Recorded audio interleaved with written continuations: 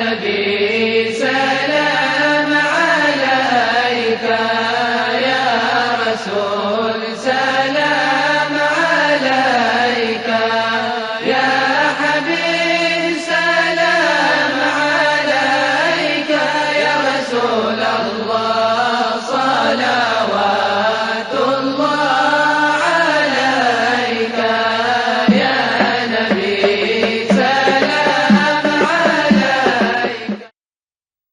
نحمده ونصلي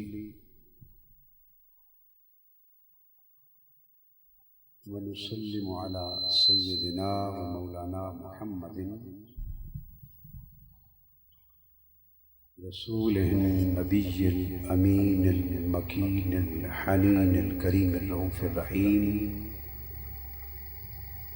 وعلى آله الطيبين الطاهرين وصحبه الكرام المتقين المخلصين.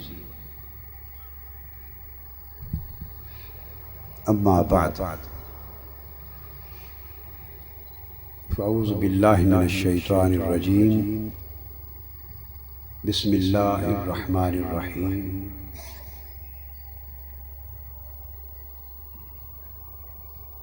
قل بفضل الله وبرحمته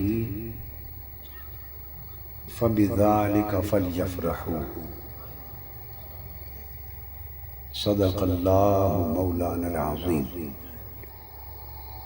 محترم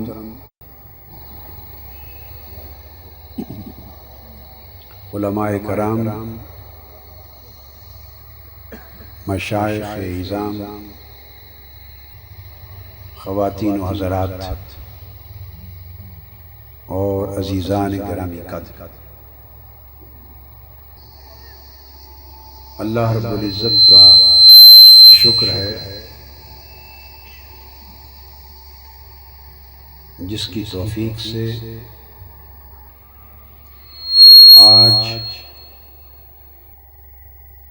ہم حضور نبی اکرم صلی اللہ علیہ وآلہ وسلم کے ماہ میلاد کا استقبالیہ منعقد کر رہے ہیں. یہ عظیم الشان جلسہ استقبال ربیع الاول کا منعقد ہو رہا ہے، اور اس جلسے کے منتظم حاجی طالب حسین اور ان کے والد گرامی اور ان کے تمام احباب، اور پھر تحریک منہاج القرآن اور پاکستان عوامی تحریک کی جملہ تنظیمات اور کارکنان، اور علاقے کے جملہ علماء، دینی، مذہبی اور سماجی تنظیمات، اور وہ سب عاشقان و غلامان مصطفیٰ صلی اللہ علیہ وآلہ وسلم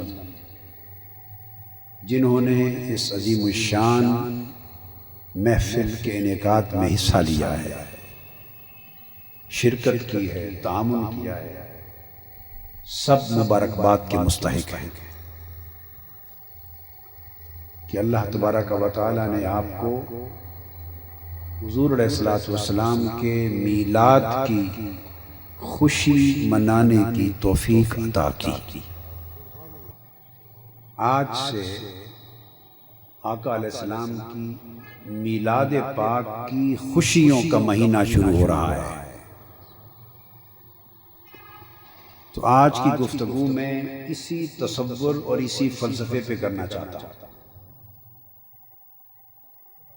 کہ حضور علیہ السلام کے میلاد کا جشن منانا اور آقا کی ولادت باسعادت کی خوشیاں منانا اللہ اور اس کے رسول اور دین اسلام کی نگاہ میں کیسا ہے، تاکہ اس تصور کو سن کر، سمجھ کر، دل میں، دماغ میں بسا کر پھر آپ یہ پورا مہینہ آقا علیہ السلام کے میلاد کی خوشیوں میں اور جشن کے منانے میں یوں مگن رہے کہ آپ فرزانے نہیں دیوانے نظر آئیں، دیوانہ وار خوشیاں منائیں۔ اس خوشی سے بڑھ کر کائنات کی کوئی اور خوشی نہیں ہے، ساری خوشیاں اس خوشی پر قربان ہیں، اور کائنات کی ساری خوشیاں اس خوشی کا تصدق ہے، صدقہ ہے۔ اللہ رب العزت نے فرمایا قل، میرے حبیب مکرم صلی اللہ علیہ وآلہ وسلم فرما دیں، بفضل اللہ و برحمتہ،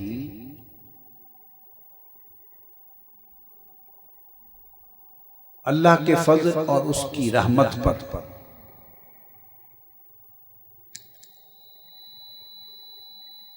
فبذالک فلیفرحوا، پس اسی اللہ کے فضل اور رحمت پر خوشیاں منایا کرو، خوشی مناؤ۔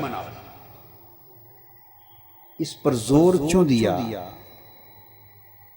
زور یوں دیا کہ اللہ پاک نے ایک اور مقام پر قرآن مجید میں فرمایا ان اللہ لا یحب الفرحین، کہ اللہ تعالی خوشیاں منانے اور خوشیوں کی دھوم دھام کرنے والوں کو پسند نہیں کرتا۔ قرآن مجید میں ان اللہ لا یحب الفرحین، یہ فرحت سے، جو لوگ فرحت میں خوشی میں دھوم دھام مچاتے ہیں اللہ انہیں پسند نہیں کرتا۔ حکم عمومی یہ تھا چونکہ خوشیوں میں دھوم دھام کرنا یہ تواضع اور انکساری اور شان بندگی کے خلاف، اور عاجزی انکساری بندگی وہ شکر بجا لانے کا تو کہتی ہے، دھوم دھام سے خوشیاں منانے کا بولیے نہیں کہتی۔ عمومی حکم یہ تھا کہ جو لوگ بڑی فرحت کرتے ہیں، خوشیاں مناتے ہیں، اللہ تعالیٰ اس عمل کو پسند نہیں فرماتا، وہ عاجزی کو پسند کرتا ہے، انکساری کو پسند کرتا ہے، سادگی کو پسند کرتا ہے۔ عمومی حکم یہ تھا، اور ادھر یہ فرمایا قل بفضل اللہ و برحمتہ فبذالک فلیفرحوا، فرما دیں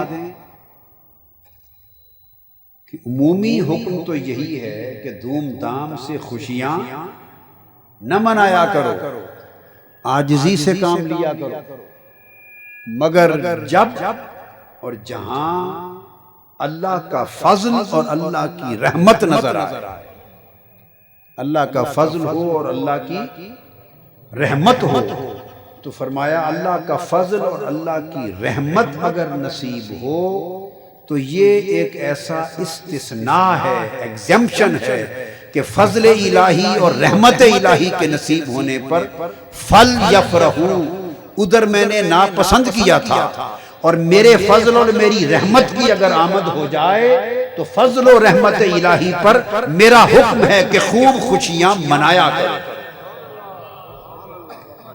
خوشیاں منایا کرو۔ تو گویا اللہ تعالیٰ نے اپنے حکم میں استثناء کریٹ کر دیا، ایکسیپشن کریٹ کر دی، اس کو کہتے ہیں ایگزیمپشن کلاز، ایگزیمپشن کلاز۔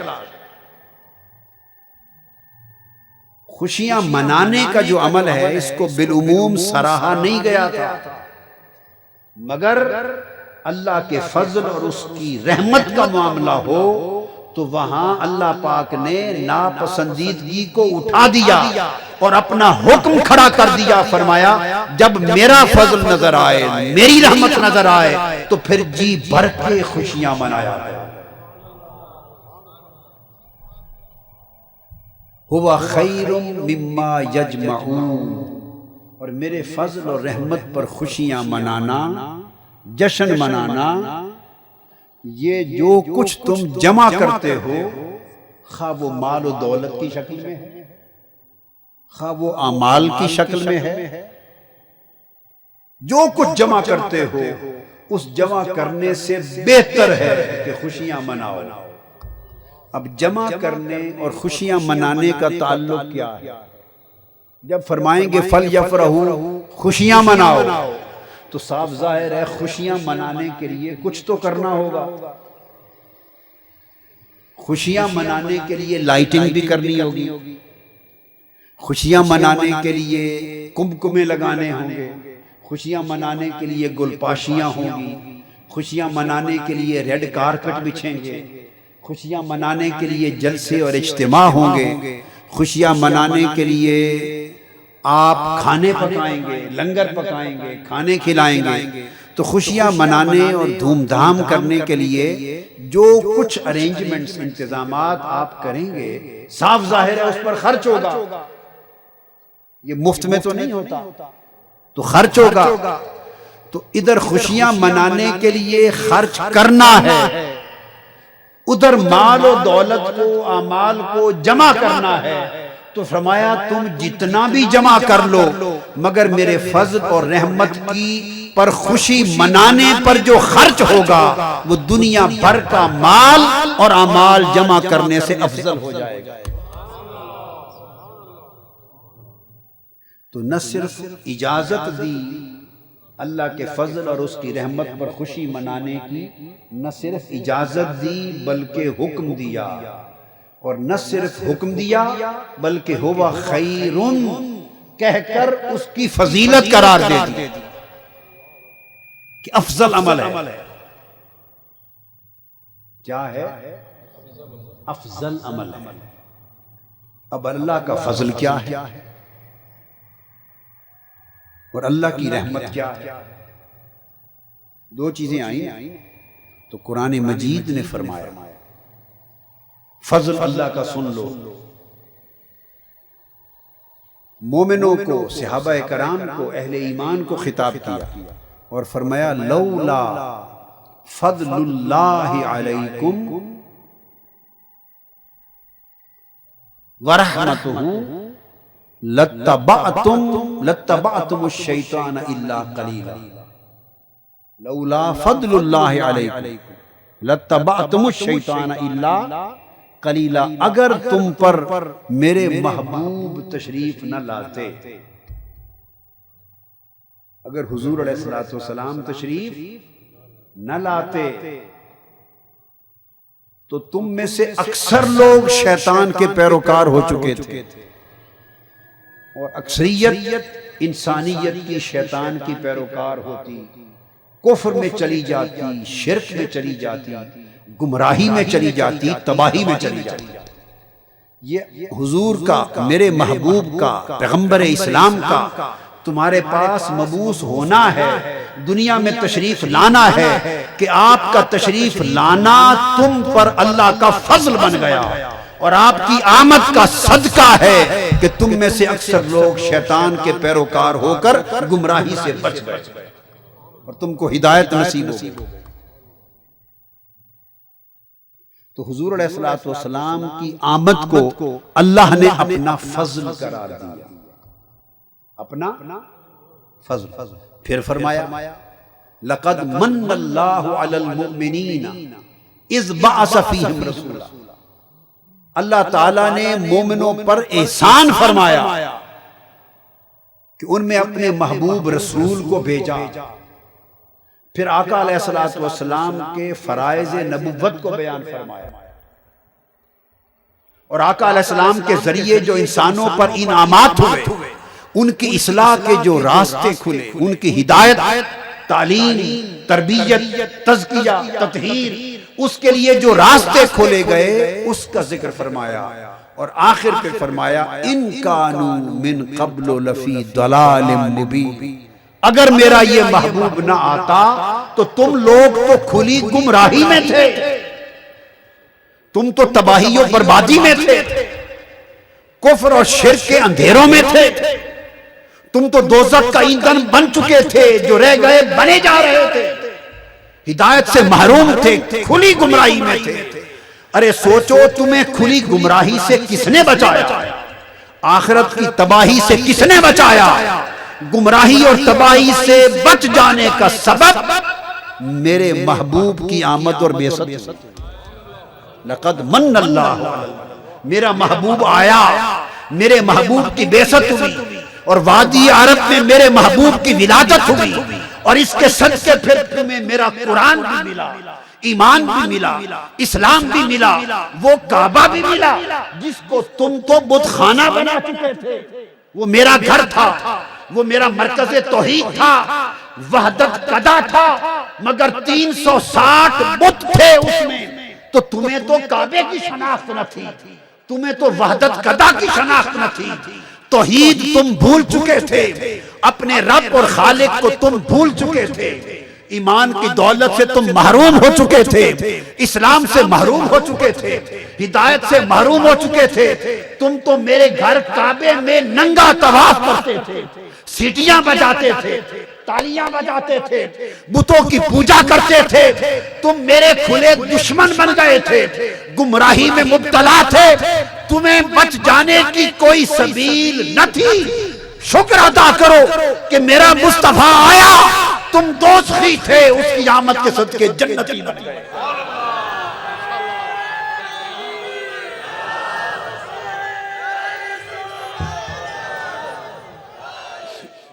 میرا مصطفیٰ آیا، تم گمراہ تھے، ہدایت یافتہ بن گئے۔ میرا مصطفیٰ آیا، تم گھٹیا تھے، آلہ بن گئے۔ تم گرے پڑے تھے، میرے مصطفیٰ نے سنبھال کے تمہیں اٹھا دیا۔ تم دوزخ کے کنارے پر کھڑے تھے، مصطفیٰ نے کھینچ کر تمہیں جنت کی راہ پر ڈال دیا۔ تم اندھیروں میں بھٹک رہے تھے، مصطفیٰ نے تمہیں روشنیوں پر ڈال دیا۔ تو اللہ کا احسان ہے تم پر میرے محبوب کا آنا۔ اگر یہ نہ آتے تو فرمایا تم تو کھلی گمراہی میں تھے، تم تو کھلی بولیے گمراہی میں تھے۔ ان کانوا من قبل لفی ضلال مبین۔ اب ایک نکتہ یہاں سمجھا دوں، مقصود کیا تھا اللہ کو کہ تم گمراہی سے بچو، گمراہی سے، اور تمہیں ہدایت ملے۔ اگر وہ چاہتا گمراہی سے بچانا، ہدایت دینا، براہ راست دینا، تو پیغمبر کو بھیجے بغیر بھی اگر وہ چاہے تو ہدایت دے سکتا تھا یا نہیں؟ اللہ کے اوپر کوئی پابندی ہے؟ کوئی جبر ہے؟ بولیے۔ اس کے بندے ہیں، گمراہ ہو رہے ہیں، دوزخ کی طرف جا رہے ہیں، تباہ ہو رہے ہیں۔ اگر وہ چاہے کہ میں انہیں ہدایت دوں تو اس کے اوپر کسی کا یہ قانون نافذ ہے کہ ہدایت دینے کے لیے وہ پہلے پیغمبر کو بھیجے اور پیغمبر کو ہدایت کا واسطہ بنائے؟ کوئی پابندی ہے اس پر؟ وہ ڈائریکٹ ہدایت کر دے لوگوں کو، براہ راست لوگوں کے ذہنوں میں یہ شعور پیدا کر دے کہ یہ راستہ غلط ہے، یہ صحیح ہے، از خود لوگوں کے دل و دماغ میں یہ ہدایت اتار دے، ان کو یہ سمجھ دے کہ اس طرف جانا ہے، شرک چھوڑنا ہے، توحید کی طرف جانا ہے۔ اگر وہ چاہے تو براہ راست انسانوں کو یہ شعور، یہ ہدایت، یہ فہم، یہ سوجھ بوجھ، یہ بصیرت عطا کر سکتا ہے یا نہیں؟ بولیے، کر سکتا ہے نا؟ کر سکتا ہے۔ تو ایک بات بتا دیں، جو براہ راست یہ شعور، یہ بصیرت، یہ ہدایت عطا کر سکتا ہے، اس نے ہزاروں لاکھوں برس میں کبھی انسانیت کو پیغمبروں کے واسطے کے بغیر کسی کو ہدایت عطا کی ہے؟ بتائیے، کبھی کی؟ کوئی ہدایت یافتہ امت اور ہدایت یافتہ طبقہ ایسا بتا دیں جس کو اللہ نے نبی کے واسطے کے بغیر ہدایت یافتہ کر دیا؟ ایک بتا دیں، آدم علیہ السلام سے لے کر آج تک۔ تو پھر سنت الہیہ کیا ہوئی؟ وہ ہدایت بلا واسطہ دے سکتا ہے مگر دیتا نہیں ہے۔ جسے ہدایت دینا چاہتا ہے اس کے لیے رسول کو وسیلہ بناتا، اور جس کے لیے رسول کو وسیلہ نہیں بناتا اسے ہدایت نہیں گمراہی پہ رکھتا۔ سو جو جس کے لیے رسول وسیلہ بن گیا وہ ہدایت یافتہ ہو گیا، اور جس نے رسول کو وسیلہ نہ بنایا ان کانوا من قبل لفی ضلال مبین، وہ گمراہی میں بھٹک گیا۔ تو فرمایا لوگوں ہدایت تو میری ہے، مگر چونکہ تمہیں ملی میں نے عطا کی ہے رسول کے واسطے سے، اس لیے رسول تم پر میرا فضل بھی ہے، میری رحمت بھی ہے، میرا فضل بھی ہے اور میری رحمت بھی ہے۔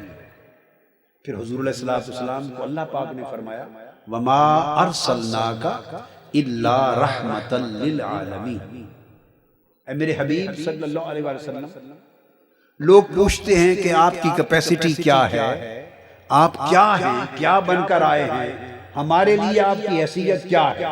تو فرما دیں میرے محبوب میرا اعلان ہے سب کو بتا دو بھئی میں اللہ کی طرف سے ساری کائنات کے لیے فقط رحمت ہی رحمت بن کر آیا،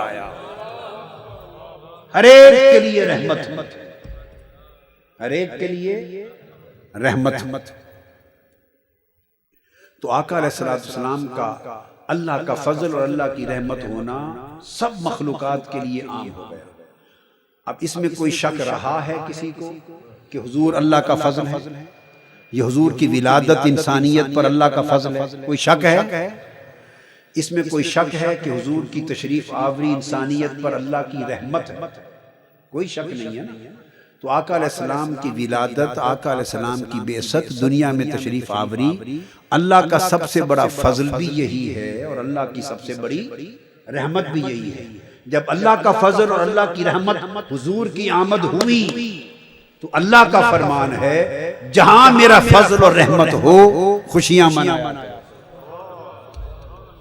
حضور کی آمد ولادت اللہ کا فضل بھی ہوئی، اللہ کی رحمت بھی ہوئی۔ تو مطلب یہ ہوا کہ چونکہ حضور کی ولادت اللہ کا فضل بھی ہے تم پر، حضور کی ولادت اللہ کی رحمت بھی ہے تم پر، لہذا عام خوشیوں کی دھوم دھام پسند نہیں، مگر میرے مصطفیٰ کے میلاد اور ولادت کا مہینہ آئے تو پھر پابندی ختم، جی بھر کے خوشیاں منایا کرو، دھوم دھام کیا کرو، جشن منایا کرو۔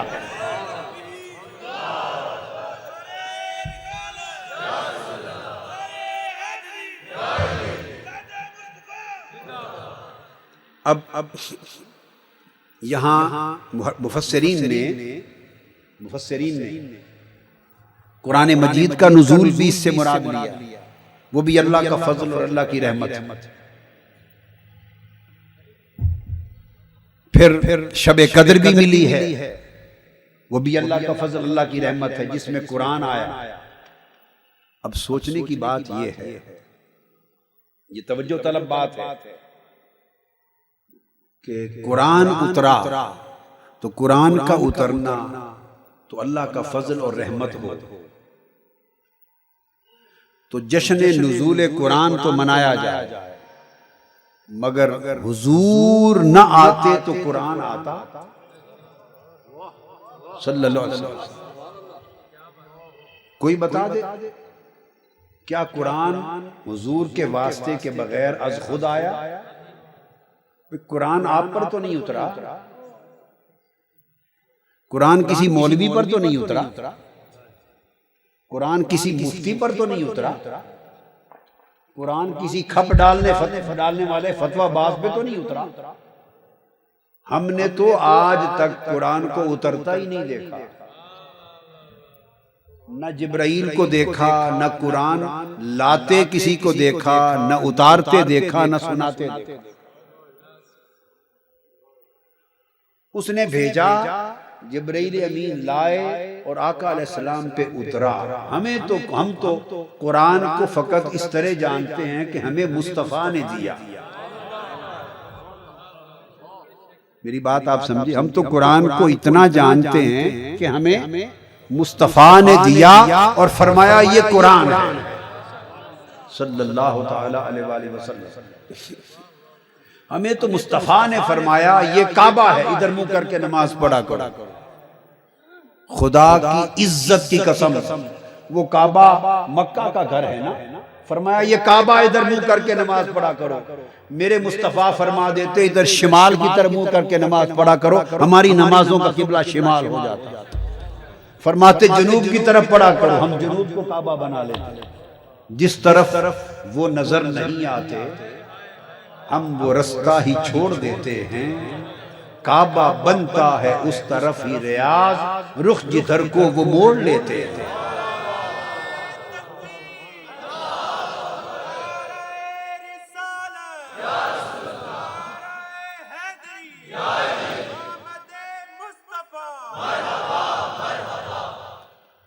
آقا علیہ السلام کی آمد سے پہلے صدیوں سے بلکہ ہزاروں سالوں سے ایمان والے بیت المقدس کی طرف منہ کر کے نماز پڑھتے تھے۔ آقا علیہ السلام کی خواہش ہوئی، اللہ نے پیار فرما دیا، اور حضور کی خواہش اور آپ کی طلب پر اللہ نے کعبہ بدل دیا اور فرمایا محبوب فَلَنُوَلِّيَنَّكَ قِبْلَةً تَرْضَاهَا، جدھر تو راضی ہے ہم ادھر ہی کعبے کو پھیر دیں گے۔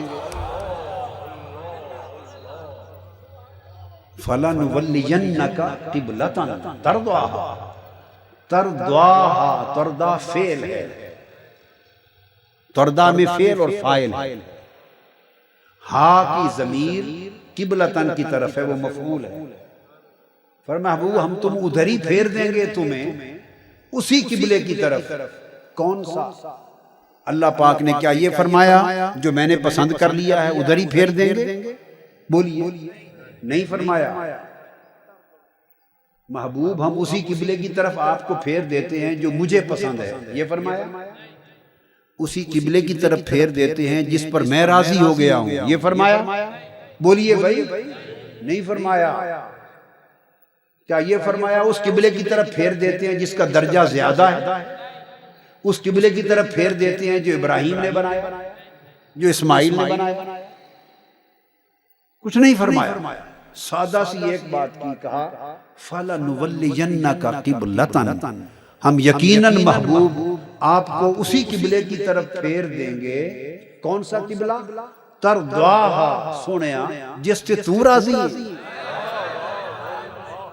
جڑا تینوں پسند ہے، سونیا جڑا تینوں پسند ہے، جس سے تو ترضاها، اس کا ترجمہ ہے سونیا جس سے تو راضی ہے۔ ترجمہ کر رہا ہوں، تفسیر اور شرح نہیں کر رہا، اگر اس کی شرح کر دوں ترضاها کی تو پتہ نہیں پھر کیا کا کیا نئے مضمون کھل جائیں، میں صرف ترجمہ کر رہا ہوں۔ سونیا جس سے تو راضی ہے، جس پر آپ راضی ہیں اسی کو قبلہ بنا دیتے ہیں۔ ہمارا کیا ہے؟ ہماری عبادت کوئی قبلے کی محتاج تھوڑی ہے، تو قبلے بھی آپ کی رضا کے لیے ہیں، قبلے بھی آپ کی رضا کے لیے ہیں، کعبہ بھی آپ کی رضا کے لیے ہیں۔ محبوب سمتیں بھی تیری ہیں، جہتیں بھی تیری ہیں، للہ المشرق والمغرب، میرے لیے تو مشرق بھی برابر ہے، مغرب بھی برابر ہے، مجھے کیا پڑی کہ ایک سمت کو کعبے کی بناؤں اور دوسری کو نہ بناؤں، ایک کو جھٹک دوں ایک کو اپنا لوں، مجھے کیا پڑی، میرے لیے تو ساری سمتیں برابر ہیں۔ محبوب جس طرف تیرا رخ ہو تو راضی ہو اسی کو قبلہ بنا دیتا۔ نعمت ہوئی نا، تو ہمیں تو حضور نے دے دیا، یہ کعبہ ہے، ہم نے اس کو کعبہ بنا لیا۔ حضور نے فرما دیا یہ سارا نماز ہے۔ صحابہ کرام نے پوچھا کہ نماز یا رسول اللہ کیسے پڑھا کریں؟ نماز پورا قرآن اٹھا لے الحم سے بالناس تک، نماز پڑھنے کا طریقہ پورے قرآن میں کہیں درج نہیں۔ قرآن ہی کتاب ہے نا جو اللہ نے اتاری، بولیے کوئی اور کتاب تو اللہ نے نہیں اتاری۔ جو کتاب اللہ نے اتاری اس نے اپنی کتاب میں اپنی نماز کا طریقہ ہی بیان نہیں کیا۔ لو چھٹی کر لو، موج کر لو، پڑھ لو نماز۔ اس نے اپنی نماز کا طریقہ ہی اپنی کتاب میں بیان نہیں کیا۔ تو صحابہ کرام نے پوچھا آقا قرآن میں تو طریقہ ہی نہیں لکھا ہوا، کتنی رکعتیں کرنی ہیں، کہاں تک ہاتھ اٹھانے ہیں، کہاں باندھنے ہیں یا کہاں نہیں باندھنے، چھوڑنے ہیں، رکوع کرنے ہیں، سجود کرنے ہیں، کتنی بار کرنے ہیں، بیٹھنا ہے نہیں بیٹھنا، کھڑے ہونا ہے، چلتے پھرتے پڑھنی ہے، سلام پھیرنا ہے، تکبیر کرنی ہے، اس کے اندر کیا پڑھنا ہے۔ قرآن میں تو کچھ درج ہی نہیں ہے، تو اب نماز کیسے پڑھے؟ فرما دیا پڑھا کرو، فرما دیا نماز پڑھا کرو، تو کیسے پڑھے؟ میں ایک ہی مثال دے رہا ہوں۔ آقا علیہ السلام نے فرمایا ادھر آؤ، بلا لیا، فرمایا صلو، نماز پڑھو، نماز پڑھا کرو۔ آقا یہ تو بات سمجھ میں آ گئی کہ نماز پڑھا کریں، پر سوال ہے کیسے پڑھیں؟ طریقہ تو ہے ہی نہیں قرآن میں۔ فرمایا آؤ مجھے دیکھو، کما رأیتمونی اصلی، جیسے میں کرتا ہوں تم بھی ایسے ہی کیا کرو، بس یہ نماز۔ مجھے دیکھو جیسے میں کرتا جاؤں تم بھی ایسے ہی کرتے جاؤ، میری اداؤں کی ترتیب یاد کر لو، یہی نماز ہے، یہی نماز ہے۔ تو حضور نے فرمایا اعمال کر کے کھڑے ہوئے، پھر جھک گئے، پھر سجدے میں گئے، پھر بیٹھ گئے، یہ سارا کچھ کر کے فرمایا یہ نماز ہے۔ ہم نے تو اسی کو نماز مان لیا۔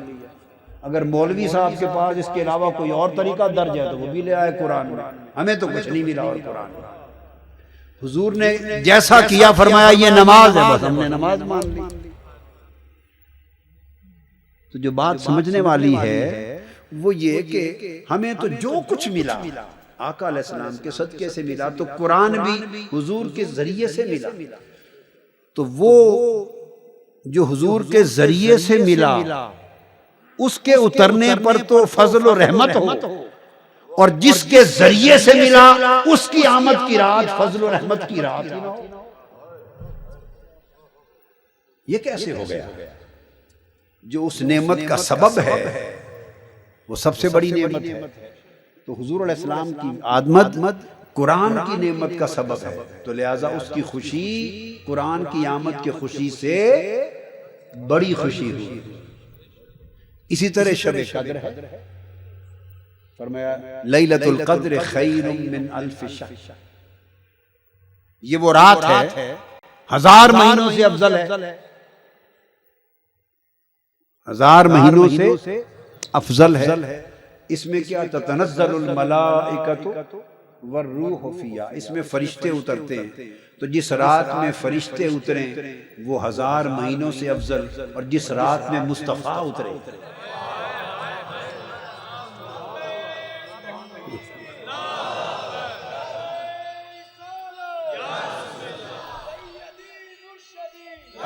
اور فرشتوں کی فضیلت یہ ہے کہ 70,000 فرشتے صبح اترتے ہیں، مزار مصطفیٰ کا طواف کرتے ہیں اور سلام نیاز عرض کرتے ہیں۔ 70,000 فرشتے شام کو اترتے ہیں حضور کے مزار اقدس کی زیارت اور سلام کے لیے، اور قیامت تک 1,40,000 فرشتے یومیہ اترتے رہیں گے، جن کی باری ایک بار آتی ہے دوبارہ نہیں آئے گی۔ یہ ہے فرشتوں کا اترنا۔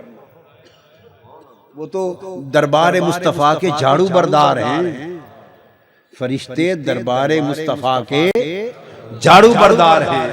ارے جھاڑو بردار اتریں تو رات 1000 مہینوں سے افضل ہو جائے، اور سرکار ساری کائنات کی اترے تو اس کی فضیلت نہ ہو، اس کی خوشیاں نہ ہوں، اس کا جشن نہ ہو۔ آقا علیہ السلام کی آمد کی رات، آمد کا دن، آمد کا مہینہ، کروڑوں مہینے، اربوں مہینے اس ماہ میلاد پر قربان۔ اور پھر بڑی جو خاص بات ہے وہ یہ کہ یہ جو فضیلت شب قدر کی ہے یہ اہل ایمان کے لیے ہے۔ کیا؟ تو اس کی خیر کس کو ملتی ہے؟ اہل ایمان کو فقط، باقی انسانیت محروم ہے۔ مگر مصطفیٰ کی آمد فقط اہل ایمان کے لیے نہیں، مومن و کافر ساری کائنات انسانی کے لیے، سب کے لیے۔ ورحمۃ للعالمین ہے، سارے جہانوں کے لیے رحمت ہے۔ تو آقا علیہ الصلوۃ والسلام کی ولادت اور آپ کے میلاد اور آمد کی جو خوشی ہے، جو جشن ہے، جس کا سما آج سے شروع ہو رہا ہے، وہ اعلیٰ ایمان کو حاصل کرنے کا ذریعہ ہے، ایمان کی اعلیٰ منزلوں تک پہنچنے کا ذریعہ ہے۔ اب جو بات اس میں خاص توجہ طلب وہ یہ کہ چونکہ اس کی فضیلت ہے، اس کی فضیلت ہے، اور آقا علیہ السلام کی نسبت سے یہ کرم، یہ لطف، یہ اللہ کا فضل، یہ رحمت ہر ایک کو بلا استثناء ہوتی ہے۔ نبی کی ولادت کا جو دن ہوتا ہے، نبی کی ولادت کا دن جس کو آپ برتھ ڈے کہتے ہیں، وہ یوم میلاد ہے، یوم مولود ہے، یوم ولادت۔ اللہ کی بارگاہ سے بھی خاص سلام کے تحفے اترتے ہیں۔ سیدنا یحییٰ علیہ السلام کے لیے قرآن مجید میں فرمایا سلام علیہ یوم ولد، جس دن یحییٰ علیہ السلام کا میلاد ہوا، ولادت ہوئی، فرمایا اس دن اس پر خاص سلام ہو۔ عیسیٰ علیہ السلام کے لیے فرمایا سلام علیہ یوم ولدت، جس دن میری ولادت ہوئی، میرا میلاد ہوا۔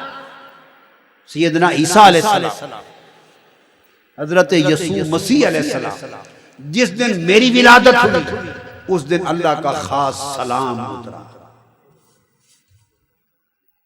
آپ بھی میلاد کے دن بطور خاص عمل میلاد کا کیا ہوتا ہے کہ حضور پر درود و سلام پڑھتے ہیں، خاص عمل ہے نا۔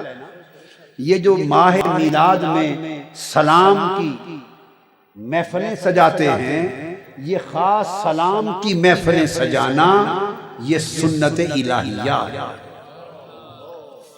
میلاد پیغمبر کے دن اللہ پاک خاص سلام پڑھتا ہے، سلام علیہ یوم ولد اور سلام علیہ یوم ولدت۔ اب آپ کہیں گے صلاۃ و سلام اللہ پڑھتا ہے اور پیغمبر پہ پڑھتا ہے، تو آپ سوچیں گے کیا ہم کو بھی حصہ ملتا ہے اس میں سے؟ جب اللہ پاک نے یہ آیت اتاری ان اللہ و ملائکتہ یصلون علی النبی، کہ اللہ اور اس کے تمام فرشتے نبی صلی اللہ علیہ وسلم پر صلاۃ پڑھتے ہیں، جب آیت اتری تو صحابہ کرام خوش بھی ہوئے اور آقا علیہ السلام کی بارگاہ میں عرض کیا یا رسول اللہ، آپ کا طریقہ ہے کہ اللہ کی جو نعمت آپ کو عطا ہوتی ہے اس کا حصہ امت کو بھی دیتے ہیں، تو اب یہ خاص نعمت آپ کو عطا ہوئی ہے کہ اللہ اور اس کے سب فرشتے آپ پر صلاۃ پڑھ رہے ہیں، آپ پر صلاۃ پڑھ رہے ہیں، تو آقا کیا اس صلاۃ کی نعمت کا حصہ بھی غلاموں کو ملے گا؟ تو فوری آیت کریمہ اتری اور کہا یصلی علیکم وملائکتہ لیخرجکم من الظلمات الی النور، فرمایا ان کو خوشخبری سنا دو، ہاں جو میرے محبوب کی غلامی میں آ جائے گا، محبوب پر میں اور میرے فرشتے صلاۃ پڑھتے ہیں، اور جو میرے محبوب کا ہو جائے گا اس پر بھی میں بھی صلاۃ پڑھوں گا، میرے فرشتے بھی صلاۃ پڑھیں گے۔ اب یہ صلاۃ حضور پر بھی پڑھا جاتا ہے، حضور کے غلاموں پر بھی پڑھا جاتا ہے۔ صلی علیکم وملائکتہ لیخرجکم من الظلمات الی النور۔ آقا آپ پر تو اللہ تعالیٰ صلاۃ بھی پڑھتا ہے اور سلام بھی پڑھتا ہے، صلاۃ بھی پڑھتا ہے اور بولیے نا سلام بھی پڑھتا ہے، اور تو نے ہمیں حکم بھی دیا صلو علیہ وسلموا تسلیما، میرے محبوب پر صلاۃ بھی پڑھا کرو اور سلام بھی پڑھا کرو۔ تو باری تعالیٰ صلاۃ کی جو نعمت، درود کی جو نعمت مصطفیٰ پہ اتری، اس کا حصہ تو تو نے غلاموں کو دے دیا، مگر جو تو سلام پڑھتا ہے مصطفیٰ پر، اس سلام کا حصہ بھی غلاموں کو نصیب ہوگا یا نہیں؟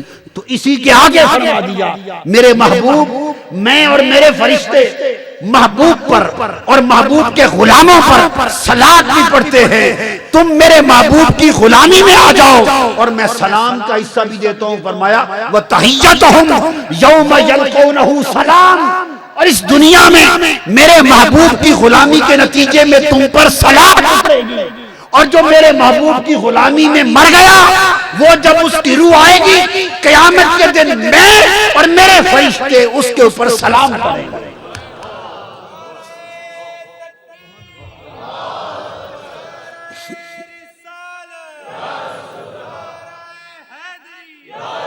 تو گویا وہ صلات اور سلام جو آقا علیہ السلام کے اوپر ہر لمحے اترتا ہے اور یوم ولادت بطور خاص اترتا ہے، جو امتی حضور پر صلات و سلام کے عمل میں شامل ہو جائے گا، اللہ اس پر بھی اپنے اور اپنے ملائکہ کے صلات کا حصہ دے گا۔ جو امتی حضور کے سلام کی محفلیں سجائے گا، اللہ اس پر اور اس کے فرشتے بھی اس پر سلام کریں گے۔ تحیتہم یوم یلقونہ سلام، جب تم آؤ گے میرے پاس تو میں سلام پڑھ پڑھ کے تمہیں تحفے دوں گا۔ اور فرمایا سلام لک من اصحاب الیمین، تم میرے محبوب کی غلامی کا پٹا تو گلے میں ڈال کے دیکھو، قیامت کے دن جب تم کمروں سے اٹھو گے اور آگے آؤ گے، اے اہل یمین، اللہ خود تم پر سلام پڑھ رہا ہوگا۔ تو حضور پر سلام پڑھنے کا اجر یہ ہے کہ خدا تم پر سلام پڑھے گا۔ حضور پر سلام پڑھنے کا اجر کیا ہے کہ خدا تم پر سلام پڑھے گا۔ تو اتنی بڑی نعمت آقا علیہ السلام کے ذریعے تو امت کو گویا چونکہ یوم ولادت میں نے آیت پڑھی کہ میلاد کے دن خصوصی صلاۃ و سلام اترتا ہے، ورنہ تو ہر لمحے ہوتا ہے، اس خصوصی صلاۃ و سلام میں امت کو شریک کیا جاتا ہے۔ تو امت وہی شریک ہوگی نا جو صلاۃ و سلام کی دھوم مچائے گی۔ اگر آپ صلاۃ و سلام کی محافل نہیں سجائیں گے تو اللہ آپ پر صلاۃ کیوں بھیجے گا اور اللہ آپ کو سلام کیوں کرے گا؟ تو آیا ادھر آپ نے حضور پر سلام پڑھا، ادھر خدا نے آپ پر سلام پڑھا، تو سلام کا بدلہ سلام اور صلاۃ کا بدلہ صلاۃ۔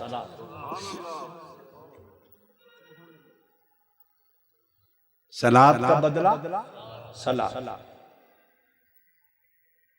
دو صلاتیں ہیں، ایک صلاۃ للہ، ایک صلاۃ للرسول۔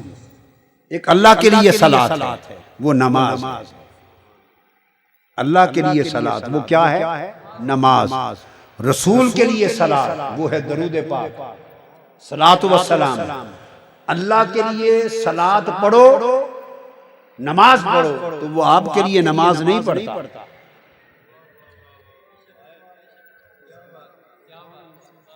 اللہ کے لیے نماز پڑھو تو جواب میں آپ پر نماز نہیں پڑھتا، اور یہ بھی کوئی شرط نہیں ہے کہ آپ نے نماز پڑھ دی اس کی مرضی قبول کرے نہ کرے۔ پورے قرآن میں الحم سے والناس تک کہیں وعدہ نہیں کہ جو نماز پڑھے وہ قبول ہوگی، جو نماز پڑھے وہ قبول ہوگی، کہیں وعدہ نہیں ہے خدا کا۔ میں ضمانت کے ساتھ کہہ رہا ہوں، کیٹیگوریکلی کہہ رہا ہوں، اس کی مرضی قبول کر لے، مرضی قبول۔ اور قرآن کہتا ہے سورہ الماعون کو پڑھو، فویل للمصلین الذین هم عن صلاتهم ساہون، فرمایا ایسے نماز پڑھنے والے بھی ہیں جن کو دوزخ کے سب سے گہرے درجے میں پھینکا جائے گا۔ نماز بھی پڑھی اور دوزخ میں بھی گئے، تو کوئی گارنٹی نہیں۔ تو نماز کو قبولیت کے قابل بنانے کے لیے ایکسٹرا محنت کرنی پڑتی ہے، نیت اچھی ہو، اخلاص ہو، ریا نہ ہو، بندہ اور گناہ نہ کرے، ظلم نہ کرے، شرک نہ کرے، کفر نہ کرے، تو یہ ساری ہیلے کوششیں محنتیں کریں تو پھر نماز کی قبولیت کی امید لگتی ہے۔ یہ ہے وہ صلاۃ جو اللہ کے لیے ہے، یہ ہے وہ صلاۃ جو اللہ کے لیے ہے کہ مرضی قبول کرے، مرضی قبول نہ کرے. اور اگر اس کی محبتوں کا عالم دیکھو، اپنے لیے جو صلاۃ ہے اس کی قبولیت کی ضمانت نہیں دی، اور جو مصطفیٰ کے لیے صلاۃ ہے، فرمایا میرے بندے تو میرے مصطفیٰ پر لب کھول اور صلاۃ پڑھ، میری رحمت تجھ پر صلاۃ کرے گی، ضمانت دے دی ہے. اس کی قبولیت کی گارنٹی ہے. جو شخص حضور پر درود پڑھے، نیک ہو یا بدکار، سن لیں میری بات، نیک ہو یا بدکار، مومن صالح ہو، متقی ہو، پرہیزگار ہو یا فاسق و فاجر، چور ہو، ڈاکو ہو، نیک ہو، تہجد گزار ہو، جیسا بھی ہو، کیا جیسا بھی ہو، جیسا مسلمان جو حضور پر درود و سلام پڑھے وہ کبھی رد ہوتا ہی نہیں. یہ جو گارنٹی حضور پر درود و سلام کی ہے، یہ گارنٹی روئے زمین پر کوئی نہیں دے سکتا. یہ گارنٹی نہ نماز کے لیے ہے، نہ روزے کے لیے ہے، نہ حج کے لیے ہے، نہ زکات کے لیے، کسی عبادت کے لیے گارنٹی نہیں. کسی عبادت کے لیے گارنٹی نہیں. آپ کر لیں اس کی مرضی. قیامت کے دن پتہ چلے گا کہ نامہ اعمال میں اگر اس نے قبول کر لی تو شامل ہو جائیں گی، نہیں کی تو پھینک دی جائیں گی. حضور علیہ السلام نے فرمایا کم من صائم لیس لہ الا الجوع والعطش، فرمایا کتنے روزے دار ایسے ہیں جن کو بھوک اور پیاس کے سوا کچھ نہیں ملتا. روزہ رکھا، معلوم نہیں وہ قبول کرے نہ کرے. حج کیا، معلوم نہیں قبول کرے نہ کرے. زکات دی، معلوم نہیں قبول کرے نہ کرے. جہاد کیا، معلوم نہیں قبول کرے نہ کرے. حدیث پاک میں نمازی کھڑے ہوں گے، ہم نے نمازیں پڑھی، باری تعالیٰ فرمائے گا کہ میرے لیے پڑھی، لوگوں کو دکھانے کے لیے پڑھی. کئی جہاد کرنے والے کھڑے ہوں گے غازی، باری تعالیٰ ہم نے جہاد کی. حدیث پاک اللہ پاک فرمائے گا کہ میرے لیے کیا. لوگوں کو دھوکہ دیتے تھے، مجھے تو نہیں دے سکتے نا، میں تمہارے دلوں کو جانتا ہوں. غازی کہلانے کے لیے جہاد کیا. سخی کھڑے ہوں گے، باری تعالیٰ ہم نے غریبوں پر ہم نے خرچ کیا. وہ کہے گا کہ مجھ سے تو نہیں دھوکہ بازی کر سکتے. جو خرچ کیا سخی کہلانے کے لیے کیا تاکہ لوگ احسان مند رہیں، کو میرے لیے تھوڑا کیا. وہ ہر عمل کی حقیقت کو جاننے والا ہے. ہر عمل کی قبولیت کی شرط جدا ہے، قبولیت کی ضمانت کسی عبادت کے لیے نہیں دی گئی. صرف ایک عبادت کے لیے دی گئی، وہ حضور پر صلاۃ اور سلام. جو صلاۃ و سلام پڑھے حضور پر وہ کبھی رد ہوتی ہی نہیں ہے، وہ کبھی رد ہوتی ہی نہیں. اور پھر یہ میلاد کے ساتھ ایک عمل ہے، یوم ولد، صلاۃ و سلام کا عمل یوم میلاد پیغمبر کے ساتھ.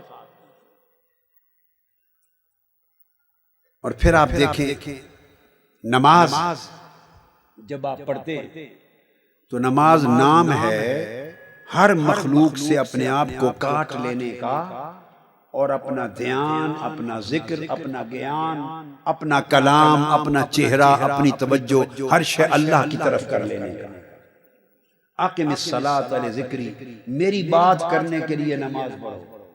نماز کا مطلب ہے صرف میری بات کرو، کسی اور کی بات. لذکری، صرف میری یاد کرو، میری بات کرو، میرا نام جپو، کسی اور کی بات نہ کرو. یہ نماز کی شرط ہے. بولیے، یہ نماز کی شرط ہے. آپ نماز پڑھ رہے تھے، اوپر سے آپ کے پیر صاحب آ گئے، آپ کے پیر صاحب آ گئے. انہوں نے آ کے کہا السلام علیکم، اور آپ نے کہا پیر صاحب آئے ہیں لہذا سلام کا جواب تو دوں. آپ نے کہا وعلیکم السلام آہستہ سے. آپ کی نماز رہ گئی کیا؟ کوئی پیر اس کو سلام کا جواب دے تو نماز نہیں بچا سکتا. بڑے مولوی صاحب آ گئے، کہا السلام علیکم. آپ نے کہا مولانا صاحب وعلیکم السلام.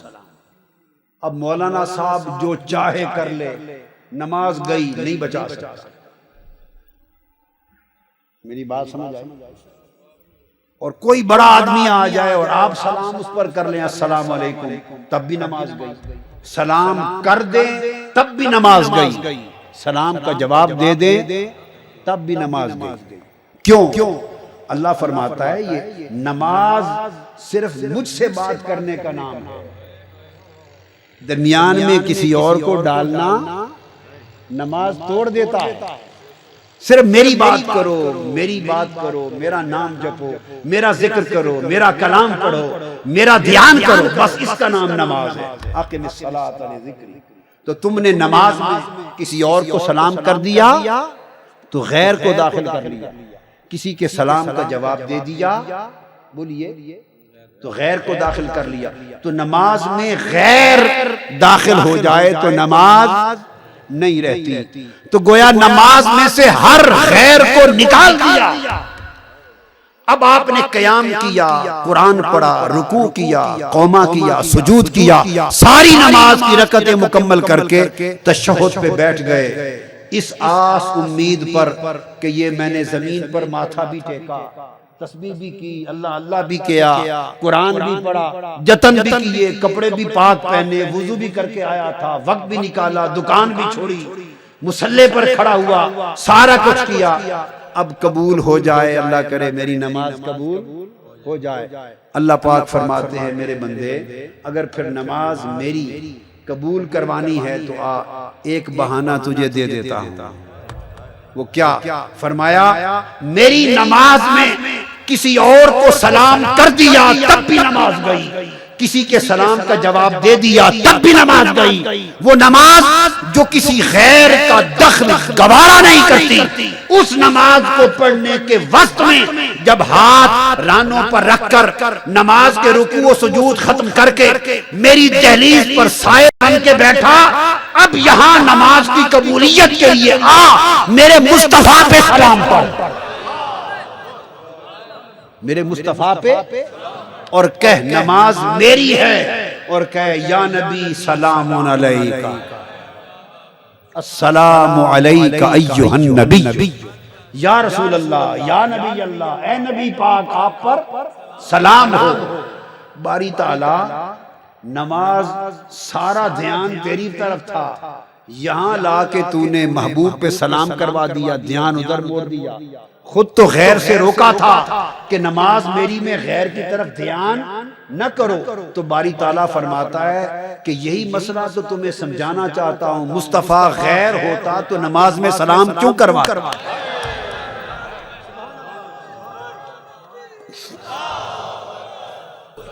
غیر ہوتا میرا محبوب تو مصطفیٰ پر سلام نہ کرواتا۔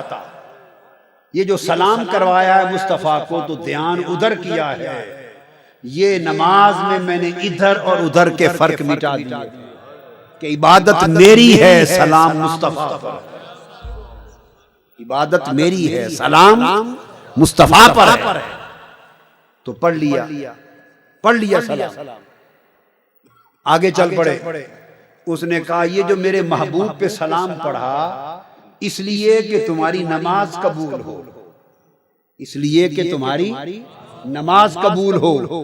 اب ایک اور شرط بھی رہ گئی کہ میرے محبوب پر پڑا ہوا سلام تب کامل سلام ہوگا کہ آگے چل کے میرے محبوب کی آل پر بھی سلام۔ جب آگے بڑھے تو کہو اللہم صلی علی محمد وعلی آل محمد، باری تعالیٰ حضور پر بھی صلاۃ بھیج اور حضور کی آل پر بھی صلاۃ بھیج۔ تو حضور کی آل کا ذکر کرا کے صلاۃ پڑھا تب بھی نماز نہ ٹوٹی۔ اس کا مطلب ہے صلاۃ بر آل محمد بھی غیر نہیں ہے، حضور کی آل وہ مصطفیٰ کی عین ہے، اور مصطفیٰ کا سلام یہ خدا کی عبادت ہے۔ حضور کا میلاد مناتے ہیں، امت کو کیا ملتا ہے آقا کی اس نسبت اور ولادت کی خوشی منانے سے؟ تو آقا علیہ السلام کی نسبت امت کو دوزخ سے بچاتی،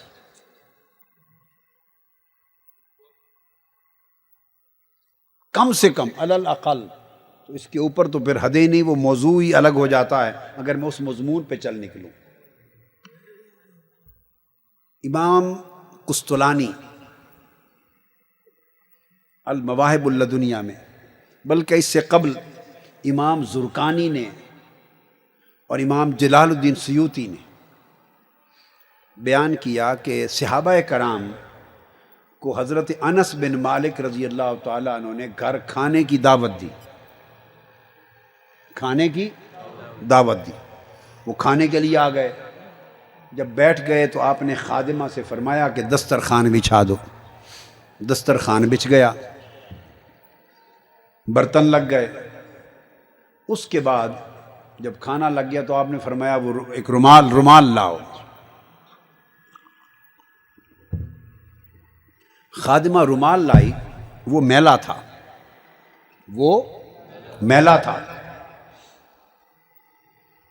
ساتھ تنور تھا، اس میں آگ جل رہی تھی، روٹیاں پک رہی ہوں گی۔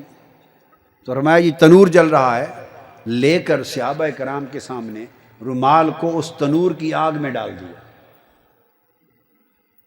تنور کی جلتی ہوئی آگ میں رومال ڈال دیا۔ صحابہ کرام کو معلوم نہیں تھا کہ کیسا رومال ہے، وہ سمجھی عجیب بات ہے، اب جل جائے گا، معلوم نہیں ایسا کیوں کیا۔ جب آگ میں خوب ڈالے رکھا اور نکالا تو وہ بالکل دھل کر سفید ہو گیا تھا، جیسے دھوبی پانی میں دھو دیتا ہے۔ صحابہ کرام نے پوچھا یہ کیا ماجرا ہے، آگ نے اس رومال کو جلایا کیوں نہیں؟ تو انس بن مالک رضی اللہ تعالیٰ عنہ فرمانے لگے یہ آقا علیہ السلام کا رومال ہے، یہ رومال ہے، آقا علیہ السلام نے اس سے چہرہ مبارک پوچھا تھا۔ یہ رومال آقا کے چہرہ مبارک پہ لگا تھا، آپ نے پوچھا تھا، خوش کیا تھا اس سے چہرہ پاک۔ تو جس رومال کو چہرہ پاک کی نسبت لگی اسے آگ جلا نہیں سکتی، آگ جلا نہیں سکتی، یعنی آگ کا جلانا آگ کی تاثیر ہے، آگ کی فطرت ہے۔ اللہ تعالیٰ نے صرف اس رومال کی نسبت چہرہ مصطفیٰ سے تھی، آگ کی فطرت بدل دی، اس کی تاثیر بدل دی۔ آگ کیا لگے کہ نہ جلائے کپڑے کو، مگر اب نہیں جلا رہی۔ ابراہیم علیہ السلام کو جیسے آگ میں نمرود نے ڈالا، یا نار کونی بردم و سلام علی ابراہیم، وہ باغ بن گئی، ٹھنڈک ہو گئی۔ تو وہ تو ابراہیم علیہ السلام تھا، یہاں ایک کپڑا ہے آقا کے چہرے پاک سے لگا ہے، آگ نہیں جلا سکتی اس نسبت سے۔ اور جس امتی کی نسبت محبت آقا علیہ السلام کے ساتھ ہو جائے اسے آگ کیوں جلائے گی، کیسے جلائے گی؟ آگ کی ہمت ہے جلا دے۔ اب امام قسطلانی نے المواہب اللدنیہ میں دوسری بیان کی حدیث، آپ نے فرمایا کہ قیامت کے دن کچھ لوگوں کے اعمال ایسے ہوں گے کہ وہ اپنے اعمال کے باعث دوزخ کے حقدار ہوں گے، دوزخ کے حقدار ہوں گے۔ تو دوزخ میں اللہ پاک ان کو ڈالنا چاہے گا، تو دوزخ میں ڈالنے کے لیے پہلے اللہ تعالیٰ انہیں حضور علیہ السلام کا اسم پاک بلا دے گا، آقا علیہ السلام کا اسم پاک بھول جائیں گے، بلا دیا جائے گا۔ جب اسم محمد بھول جائیں گے صلی اللہ علیہ وسلم تو دوزخ میں ڈال دیے جائیں گے،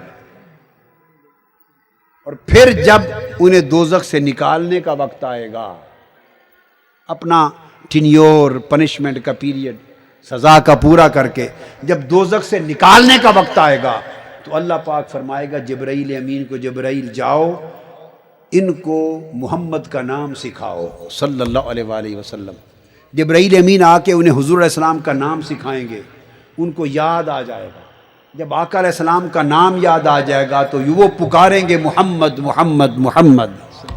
جب حضور کا اسم پاک پکاریں گے، فرشتوں کو حکم دے گا باری تعالیٰ میرے محبوب کا نام جپ رہے ہیں، ان سب کو اس نام کے صدقے دوزخ سے نکال کے جنت میں ڈال دیں۔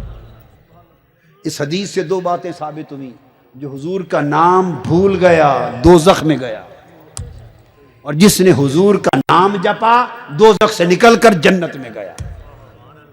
تو آقا علیہ السلام کو بھولنا دوزخ کا باعث، اسم پاک کو بھولنا دوزخ کا باعث، اور آقا کے اسم پاک کو جپنا جنت کا باعث۔ یہ نسبت ہے آقا علیہ السلام سے جس کی محبت، جس کا تعلق جتنا بڑھتا جائے گا اس قدر وہ دوزخ کی آگ سے محفوظ ہوتا چلا جائے گا۔ یہ تو ہے اس کی بات جو مومن تھا، نام بھول گیا، یاد آیا، اس پر دونوں احکام آ گئے۔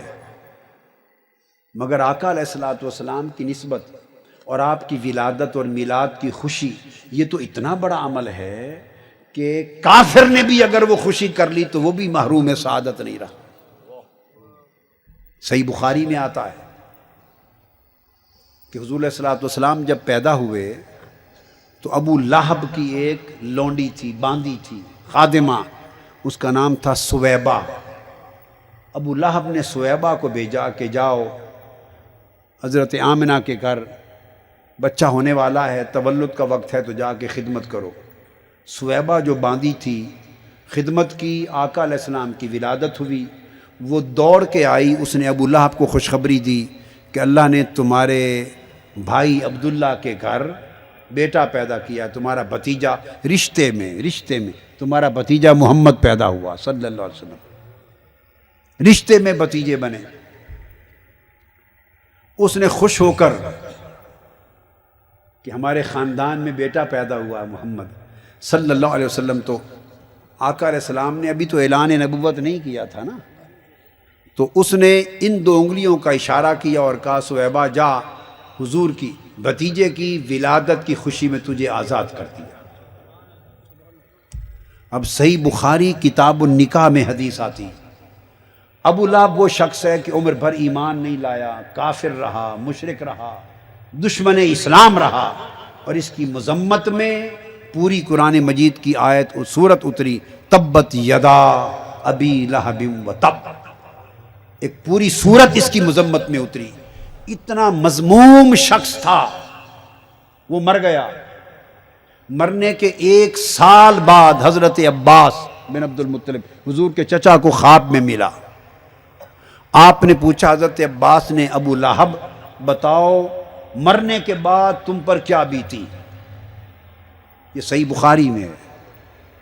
اس نے کہا میرے نیچے بھی آگ، اوپر بھی آگ، دائیں بھی آگ، بائیں بھی آگ، آگے بھی آگ، پیچھے بھی آگ، دوزخ کی آگ میں ہمہ وقت جلتا رہتا ہوں۔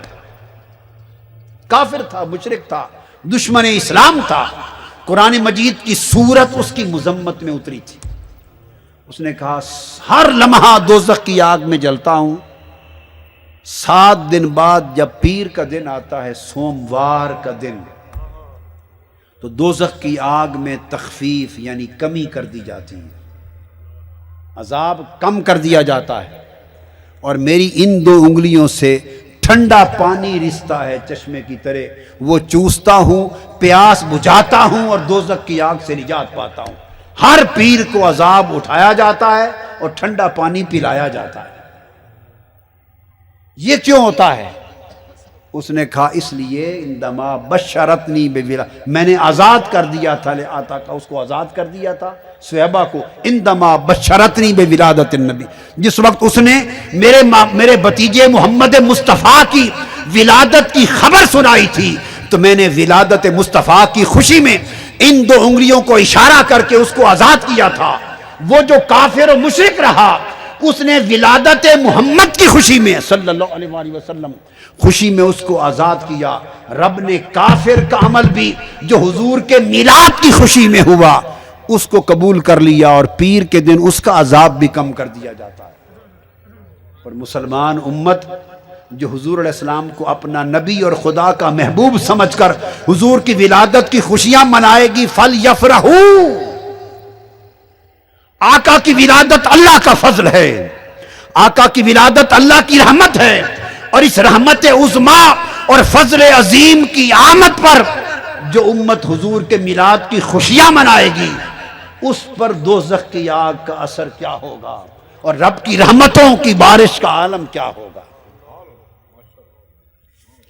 یہ حضور کے میلاد پاک کی خوشیاں منانے کا اجر ہے۔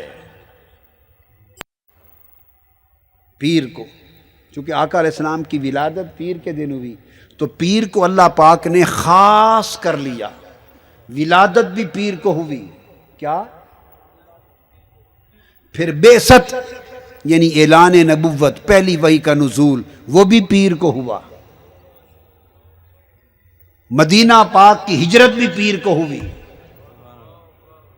اور کئی دن قباء میں قیام کے بعد مدینہ میں داخلہ بھی پیر کو ہوا، وصال بھی پیر کو ہوا۔ تو اللہ پاک نے ہر بڑے کام کے لیے پیر کو منتخب کر لیا، جیسا کہ آدم علیہ السلام کے لیے جمعہ منتخب کیا تھا، کیا؟ آدم علیہ السلام کی پیدائش تخلیق جمعہ کو ہوئی، آدم علیہ السلام کی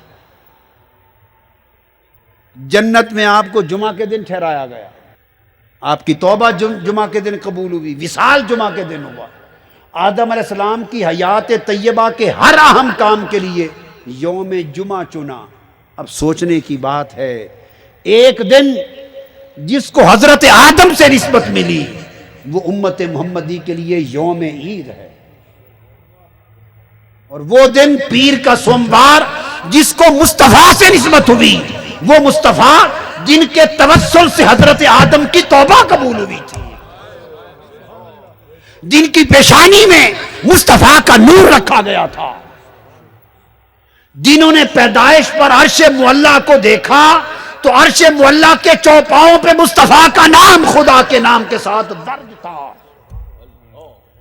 جنہوں نے جنت کے درختوں کے پتے پتے پر مصطفیٰ کا نام پڑھا تھا اور خدا کے ساتھ مصطفیٰ کا نام پڑھ کر اللہ کے حضور وسیلہ دے کر توبہ کی تھی۔ وہ پیغمبر جس دن کو اس کے لیے خاص کیا وہ امت کے لیے یوم عید بنے، اور جو دن ولادت مصطفیٰ سے لے کر وفات تک مصطفیٰ کے لیے خاص ہوا وہ حضور کی ولادت کا دن یوم عید نہ بنے۔ کتنی عجیب بات ہوگی۔ تو آقا علیہ السلام پھر یہ سال کے بعد جب حضور علیہ السلام کا یوم میلاد آتا ہے تو چونکہ امت کے لیے، مومن کے لیے اس سے بڑی خوشی کائنات میں اور کوئی نہیں، اس لیے ساری خوشیاں ان خوشیوں پر قربان ہو جاتی، ان خوشیوں پر قربان ہو جاتی۔ پھر آپ جلوس نکالتے ہیں، پھر آپ محفل کرتے ہیں، آپ کمکمے لگاتے ہیں، سجاتے ہیں، خوشیوں کا ایک سما بناتے ہیں، خوشیوں کا ایک سما بناتے ہیں، صلاۃ و سلام کرتے ہیں، کھڑے ہو جاتے ہیں، کھڑے ہو کر سلام پڑھتے ہیں۔ یہ سب کچھ، ان سب چیزوں کی اصل شریعت میں سنت محمدی اور حدیث پاک سے اور صحابہ کرام اور حضور علیہ السلام کے اپنے عمل سے ثابت ہے۔ جب کسی خوشی کا لمحہ یاد کرو تو اس لمحے کی کیفیتوں کو طاری کرو اپنے اوپر، جب کوئی غم کا لمحہ یاد کرو تو غم کی کیفیتیں طاری کرو۔ میں خاص بات بتا رہا ہوں، حدیث پاک میں ہے، یہ بھی صحیح بخاری میں، کہ حضور صلی اللہ علیہ وآلہ وسلم صحابہ کرام کے ہمراہ جب غزوہ تبوک کو تشریف لے گئے، کہاں؟ غزوہ تبوک جنگ ہوئی تھی، غزوہ تبوک کے لیے گئے تو رستے میں وہ جگہ آئی، اللہ پاک نے وحی بھیجی اور آپ کو آگاہ فرمایا، وہ جگہ آئی جہاں وہ کنواں آیا جس کنویں پر حضرت صالح علیہ السلام کی اونٹنی پانی پیتی تھی، اور وہ گاؤں آ گیا کریا جس پر اس قوم نے صالح علیہ السلام کی اونٹنی کو ذبح کر دیا تھا۔ آقا علیہ السلام وہاں رکے، وہاں 2 کنویں تھے۔ حضور علیہ السلام نے فرمایا کہ تم سب لوگ اگر پانی پینا بھی ہو، یہ صحیح بخاری کی حدیث بتا رہا ہوں، اس سے بڑی سند پھر اور کیا ہو سکتی؟ فرمایا اگر پانی پینا ہو تب بھی اس کنویں سے پینا، یہ کنواں وہ ہے جس سے حضرت صالح علیہ السلام کی اونٹنی پانی پیتی تھی۔ نسبتوں کی برکت آقا علیہ السلام کی سنت سے، اس کنویں سے صالح علیہ السلام کی اونٹنی پانی پیتی تھی، اسی سے پانی پیو، اسی سے اپنے آٹے گوندھو۔ آقا علیہ السلام یہ جب فرمایا تو صحابہ کرام عرض کرنے لگے یا رسول اللہ آپ کے فرمانے سے پہلے پیاس لگی تھی تو لوگوں نے پانی بھی، وہ دوسرا کنواں ایک اور تھا، اس سے پانی بھی پی لیا، آٹے بھی گوندھ لے اور برتنوں میں بھی وہ پانی لے لیا، ہمیں تو پتہ نہیں تھا۔ بخاری شریف میں حضور علیہ السلام نے فرمایا وہ جو پانی بھرے ہیں انڈیل کے پھینک دو، اور جو آٹے گوندھے ہیں اس پانی سے وہ بھی گرا دو، پھینک دو، یہ پانی پیو، اس کو سنبھالو اور اس سے آٹے گوندھو۔ حضرت صالح علیہ السلام کی اونٹنی اس کنویں سے پانی پیتی تھی، تو آپ نے دیکھا جس کنویں سے، اب اس اونٹنی کو یعنی صالح علیہ السلام نے بھی پانی نہیں پیا، اس کنویں سے صالح علیہ السلام نے پانی نہیں پیا۔ آپ دیکھیے کہ آقا کی سنت کیا ہے، ہم سنت کا شور تو مچاتے ہیں مگر نہ اس سنت کو کبھی پڑھا ہے نہ سمجھا ہے۔ یہ بخاری سنا رہا ہوں، صحیح بخاری، مگر بخاری سمجھنے کے لیے بھی عشق نبی چاہیے۔ بے عشق نبی جو بھی پڑھاتے ہیں بخاری، آتا ہے بخار ان کو، بخاری نہیں آتی۔ بخاری سمجھنے کے لیے عشق نبی چاہیے۔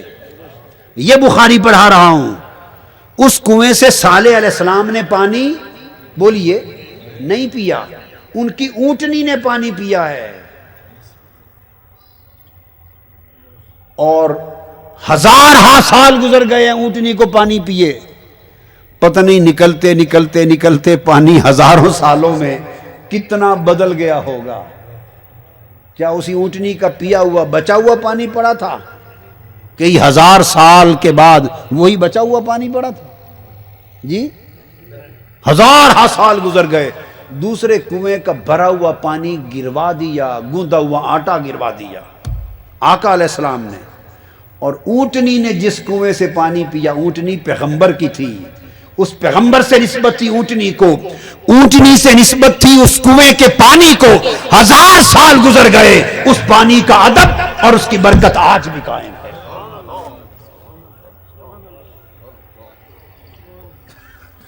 پھر آگے گئے، یہ تو نسبت کی برکت تھی، ایک ہی حدیث ہے۔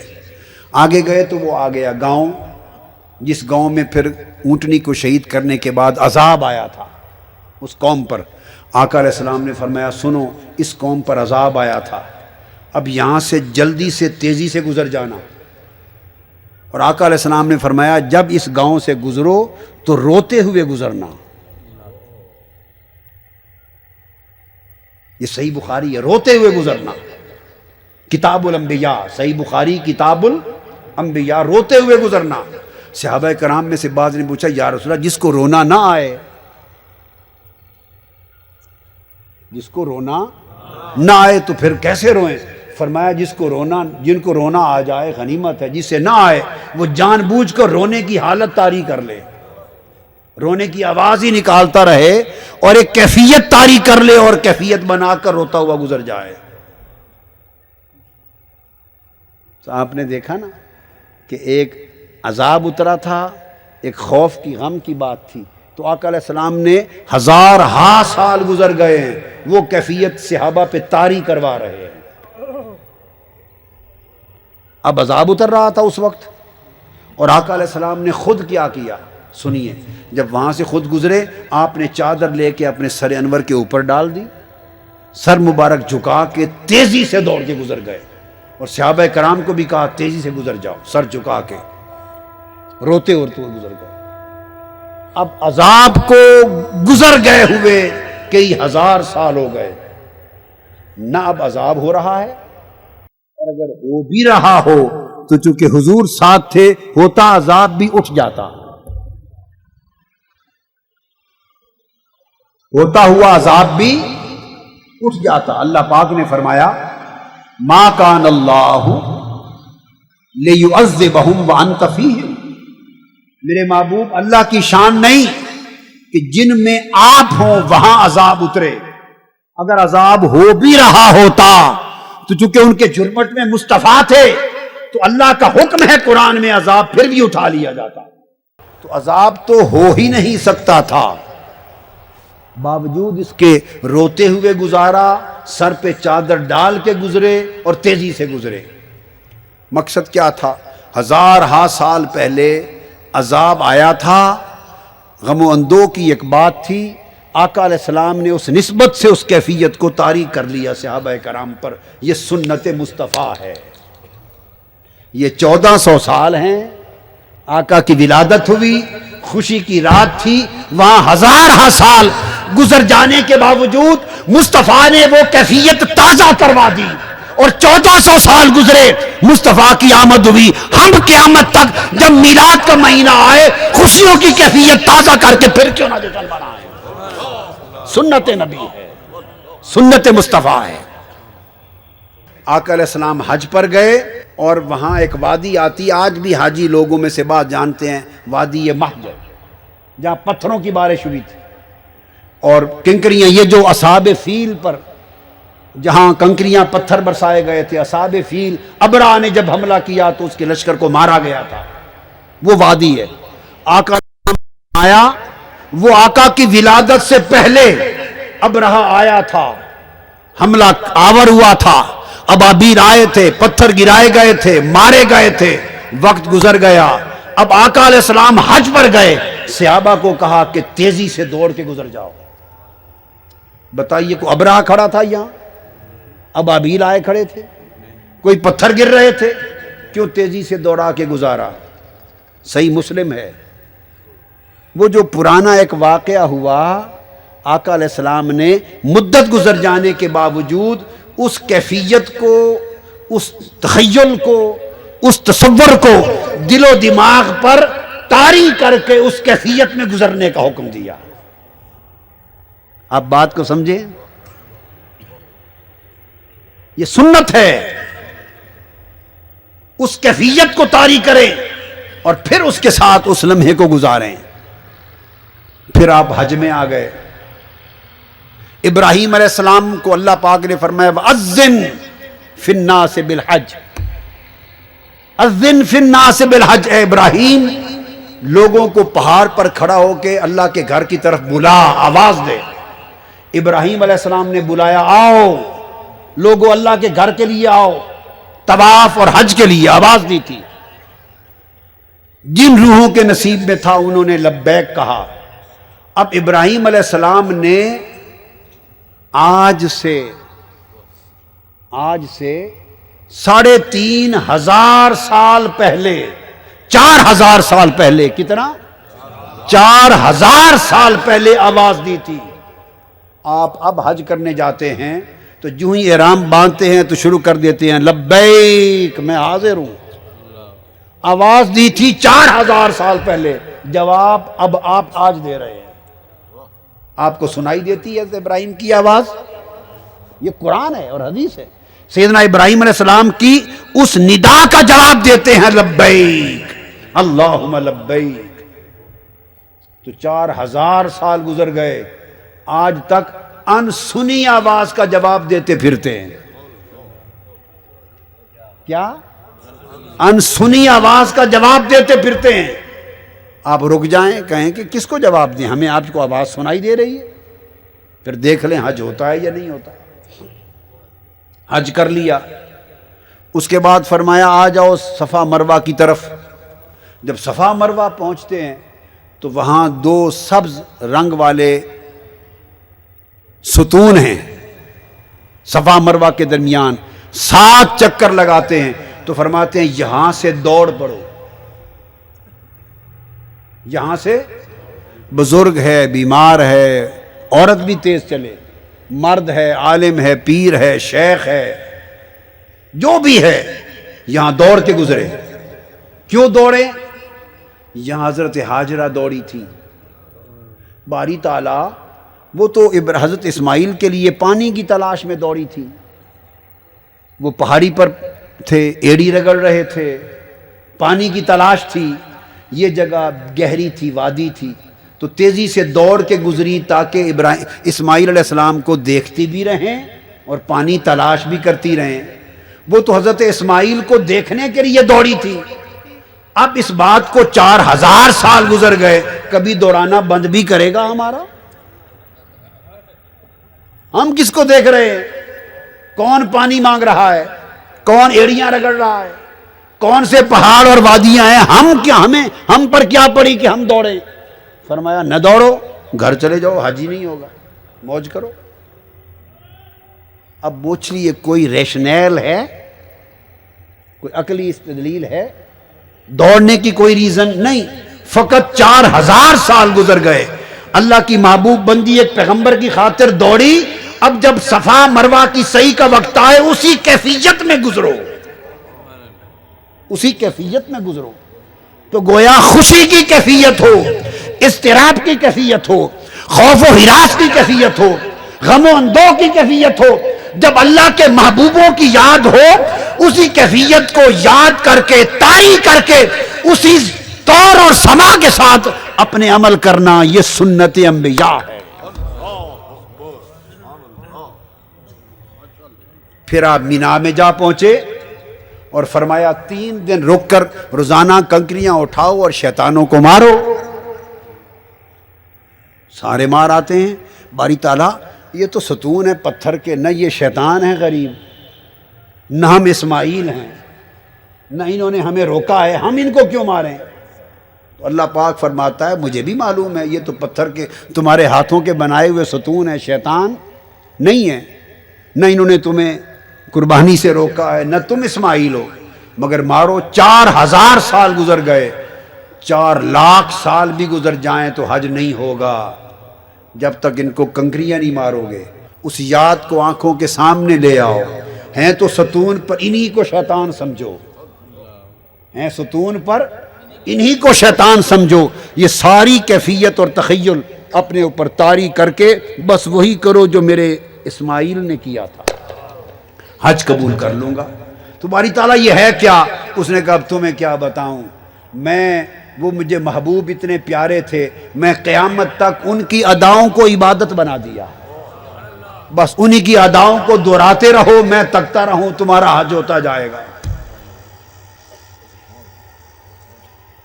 تو آپ نے دیکھا نا کہ اپیرنٹلی کوئی ریشنیل، کوئی لنک نہیں ہے، مگر مدتیں بھی گزر جائیں تو ان چیزوں کو منایا جاتا ہے۔ تو کنکریاں مارنا کیا ہے؟ یہ سیلیبریشن ہے، حضرت اسماعیل کے عمل کا سیلیبریشن ہے۔ اب آپ سمجھے صفا مروہ کی سعی کیا ہے؟ یہ سیلیبریشن ہے حضرت ہاجرہ کے عمل کا۔ آب زمزم کا جا کے پانی پینا کیا ہے؟ یہ سیلیبریشن ہے اس پاک پانی کا کہ پینے کا۔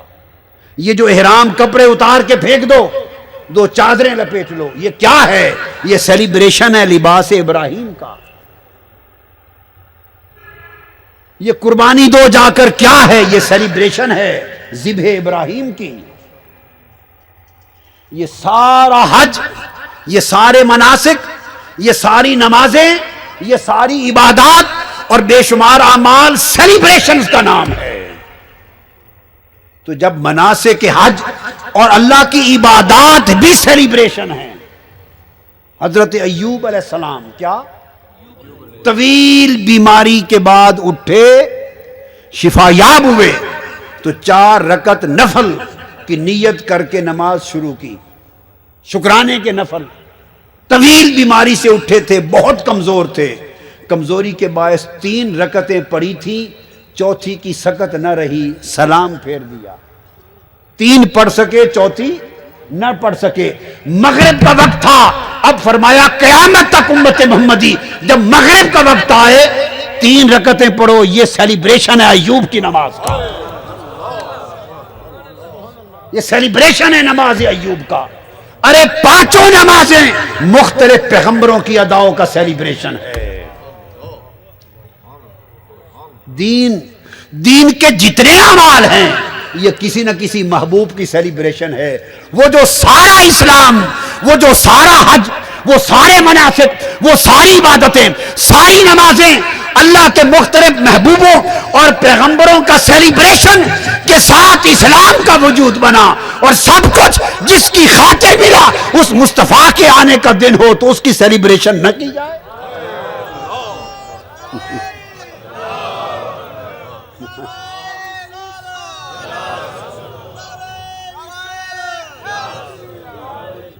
اس کو سیلیبریٹ نہ کی کہتے ہیں سیلیبریشنز نہیں ہیں اسلام میں. کس جاہل نے یہ دین کی تعبیر کر لی؟ اسلام سارا ہی سیلیبریشن ہے. اسلام بولیے سارا سیلیبریشن ہے. یہ سب کچھ سیلیبریٹ ہو رہا ہے. یہ کعبے کے آپ جا کے چکر لگا رہے ہیں، کیا ہے؟ کوئی جو کسی سے پوچھے عقل سے بتاؤ، پتھروں کا بنا ہوا ہے گھر ہے، بھاگتے جاتے ہو چادریں پہن کے اس کے چکر لگانا شروع کر دیتے ہو، نہ اس میں کوئی نماز پڑھتے ہو، نہ رکوع نہ سجود، کچھ بھی نہیں، بس چکر لگاؤ. یہ حج ہو گیا. یہ کیوں؟ بس سیلیبریشن ہے. میرے ابراہیم نے ایسا کیا، میرے آدم نے ایسا کیا، میرا گھر بنایا. طواف سیلیبریشن ہے. کیا؟ طواف سیلیبریشن ہے. پھر سارے پتھر نکال دیے کعبے سے، یہ شرک ہے. سارے پتھر کعبے سے نکال دیے، بت اور پتھر کے. یہ اسلام تمہارے کعبے کا صحن اور تمہاری زندگیاں پتھروں سے پاک کرنے کے لیے آیا ہے. سارے پتھر نکال دیے. ایک پتھر کی باری آئی، کہا اس کو مت لے جانا، رہنے دو. وہ کون سا پتھر ہے؟ مقام ابراہیم. باری تعالیٰ ان پتھروں نے کیا بگاڑا تھا؟ وہ سارے اٹھا کے پھینک دیے. اس کو سنبھال لیا، کہا دیکھا نہیں اس پر ابراہیم کے قدم لگے ہیں. اس پتھر کو سیلیبریٹ کروانا ہے میں نے، اس کا سیلیبریشن ہوگا. تو اس پتھر کو کعبے کے سین میں گاڑ دیا. کہاں؟ پہلے اس پتھروں کے بنے گھر کعبۃ اللہ عزت و شرف والا گھر بن گیا. پہلے اس کے چکر لگاؤ، چکر لگا کے ادھر آ جاؤ، میرے لیے 2 نفل پڑھو. مگر نفل کے لیے کھڑے اس جگہ ہونا کہ ابراہیم کے قدموں والا پتھر تمہارے سامنے ہو. بقیہ پتھر پھینک دیے، اس پتھر کے سامنے کھڑا کر دیا، سجدہ کرو. وَاتَّخِذُوا مِن مُقَامِ ابراہیم مُصَلَّى. چونکہ ابراہیم کھڑے ہوئے تھے، اب اسے سیلیبریٹ کیا جا رہا ہے قیامت تک. فرق سمجھ رہے ہیں نا بات کا، نسبت کا؟ یہ جو آپ گھر میں پتھر لگاتے ہیں، دیواریں بناتے ہیں پتھر سے، جی صحن بناتے ہیں، تو پتھر دیواروں میں بھی لگتا ہے، پتھر صحن میں بھی لگتا ہے، پتھر باتھ روم میں بھی لگتا ہے، ٹوائلٹ میں بھی لگتا ہے، ہر جگہ لگتا ہے. تو یہ بھی پتھر ہے. یہ بھی بولیے نا، یہ بھی پتھر ہے. اور یہ انگوٹھی میں ایک لگا ہوا ہے. اب فرق بتا رہا ہوں. یہ کیا ہے؟ برفی ہے؟ کیا ہے؟ جلیبی ہے؟ پھول ہے؟ بولیے نا. یہ بھی پتھر ہے. اس کا نام ہے عقیق. یہ بھی پتھر ہے. جو ٹوائلٹ میں لگا وہ بھی پتھر ہے. جو ہاتھ کی انگلی پہ سجا وہ بھی پتھر ہے. اور پھر یاقوت بھی پتھر ہے، زمرد بھی پتھر ہے، لال بھی پتھر ہے، ہیرا بھی پتھر ہے. جو بادشاہ اور ملکہ کے تاج میں سجا وہ بھی پتھر ہے. جو پاؤں کے نیچے آتا ہے ٹوائلٹ میں وہ بھی پتھر ہے. جو بادشاہوں کے تاج پہ سجتا ہے وہ بھی پتھر ہے. اور جو کعبۃ اللہ کے حرم میں لگا ہے وہ بھی پتھر ہے. اور جو کعبے کے دیوار پہ لگا ہے وہ بھی پتھر ہے. تو بولیے ہیں تو سارے پتھر ایک جیسا جانو جی. وہی پتھر آپ کے گھر میں لگ جائے تو اس کی 2 ٹکے کی بھی حیثیت نہیں ہے. وہ پتھر کعبۃ اللہ کے سین میں لگ جائے تو آپ وہاں جا کے چومتے پھرتے ہیں. کوئی آپ سے پوچھے یہ پتھر آسمان سے آئے ہیں؟ اور پھر یہ سارے پتھر ہیں. پھر وہ بھی پتھر ہے جس پہ ابراہیم کا قدم لگا ہے. پھر وہ بھی پتھر ہے جس کو حجر اسود کہتے ہیں، جس کو چومنے کے لیے جاتے ہیں. تو ہیں سب پتھر، مگر جس پتھر کو نسبت مل گئی وہ پتھروں جیسا نہ رہا. ارے پتھر کو پیغمبر سے نسبت ہو جائے تو پتھروں کی ساری کائنات میں وہ پتھر جدا ہو جائے. اور جو پیغمبر اپنی نسبت سے پتھروں کو بے مثال کرتا ہے وہ پیغمبر خود کسی کی مثال کیسے ہوتا ہے؟ لہذا اس پیغمبر سے جس دن کی نسبت ہو گئی وہ دن دنوں میں بے مثال ہوا. اس پیغمبر سے جس رات کو نسبت ہوئی، جس مہینے کو نسبت ہوئی، وہ شب و ماہ و ماہ میں بے مثال ہوا. اس لیے جب آقا کی نسبت نصیب ہوتی ہے تو وہ سارے عمل خدا کے ہاں مبرور عبادت بن جاتے ہیں. پھر وہ سیلیبریٹ ہوتے ہیں، پھر وہ سیلیبریٹ ہوتے ہیں. بنیادی چیز اللہ پاک نے قدم قدم پہ سکھایا. یہ آپ کا نام ہے مثال کے طور پہ ڈزنی ورلڈ، ڈزنی فوٹوگرافر. دال زے نون یہ حرف ہیں. بغدادی قاعدہ جس میں آپ الآباتا بچوں کو پڑھاتے ہیں 28 حروف ہیں، 28 حروف جو قاعدے میں وہی حرف ہیں سارے. یہ بات میں بڑی خاص بتا رہا ہوں. الف بے تے جیم یہ سارے حرف وہی 28 ہیں. اب ان حرفوں سے ایک آپ بنا لیں مختلف جملے اور انہی حرفوں سے ذالک الکتاب لا ریب فیہ بنا ہے. حرف وہی ہے. علم نشرح لک صدرک وہی الف وہی لام وہی نون وہی شین وہی رے وہی ہے، وہی حرف ہے نا. ان حرفوں سے آپ کے لفظ بنے تو پاؤں کے نیچے پھرتے رہیں، پرواہی کوئی نہیں. اور وہی حرف جملے بن کے قرآن میں لگے تو بغیر وضو کے چھو بھی نہیں سکتے. بولیے حرفوں میں کیا فرق آ گیا؟ حرفوں میں کیا فرق آ گیا؟ وہ حرف تو وہی آباتا تھے، مگر آباتا آپ نے بنا کے لکھے تو پرواہی کوئی نہیں کرتا. زبان مصطفیٰ سے قرآن بن کے نکلے تو بے وضو چھو بھی نہیں سکتے. ہیں وہی حرف. تو حرفوں کے ظاہری وجود میں فرق نہیں ہے، مگر فرق فقط یہ ہے یہ حرف آپ کا کلام بن کے نکلے ہیں، وہ حرف خدا کا کلام زبان مصطفیٰ سے نکلے ہیں. حرف وہی ہیں مگر اب کلام جدا ہو گیا. تو جب نسبت ہو جاتی ہے تو پھر اس کی پوزیشن سٹیٹس کچھ اور ہو جاتا ہے.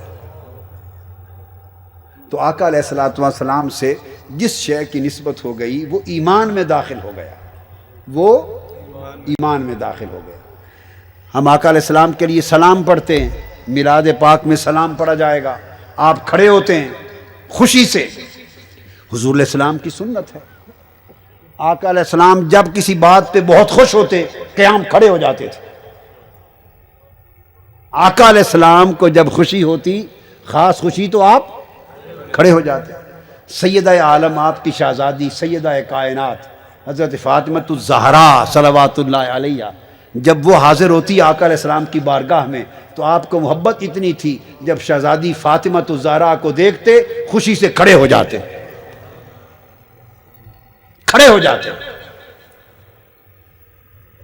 حدیث پاک میں یہ تو حضرت سیدہ کائنات کا معاملہ ہے. اب آگے چلے میں آپ کو ایک ایک واقعہ بتاتا ہوں. اکرمہ جب فتح مکہ ہوا تو وہ بھاگ گیا تھا، بھاگ کے شاید یمن چلا گیا تھا. اکرمہ اسلام قبول نہیں کیا.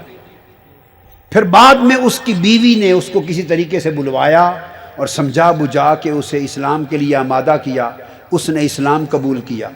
جب اکرمہ کی بیوی اسے اسلام قبول کروا کے مسلمان کر کے حضور کی بارگاہ میں آئی اور خبر پہنچائی آقا اس نے اسلام قبول کر لیا ہے، خبر سن کے حضور اتنے خوش ہوئے کہ خوشی میں کھڑے ہو گئے. حدیث پاک میں ہے اس کے اسلام قبول کرنے کی خبر سے اتنے خوش ہوئے کہ کھڑے ہو گئے. تو حضور کی سنت یہ ہے کہ جس بات پہ خوشی ہوتی قیام کرتے. صحیح بخاری میں ایک اور حدیث ہے کہ آقا علیہ السلام بیٹھے تشریف فرما تھے. کچھ بچے اور بچیاں کسی شادی کی تقریب سے واپس آ رہے تھے. اچھے اچھے لباس پہنے ہوئے تھے، بچے بچیاں تھے، شادی کی تقریب سے پلٹے. آقا علیہ السلام نے ان کو دیکھا، بڑے اچھے لگے، خوش ہوئے ان کو دیکھ کر. تو حدیث پاک میں خوش ہو کر حضور کھڑے ہو گئے اور کھڑے ہو کے فرمانے لگے اللہم، اللہ کا نام لیا اور کہا کہ انتم من احب الناس الیہ، میں تم سے بہت محبت کرتا ہوں اور محبت اور خوشی کے باعث میں کھڑا ہو گیا ہوں. تو آقا علیہ السلام کی مستقل سنت تھی وہ بچوں اور بچیوں کے لیے جو اچھے لباس پہن کے شادی سے آ رہے تھے انہیں دیکھ کے خوش ہوئے تو کھڑے ہو گئے. اکرمہ کو اسلام قبول کرتے خبر سنی خوش ہوئے تو کھڑے ہو گئے. سیدہ کائنات کو دیکھتے خوش ہوتے کھڑے ہو جاتے. تو آقا علیہ السلام کی سنت تھی جس شے سے محبت ہوتی جس پر خوش ہوتے کھڑے ہو جاتے.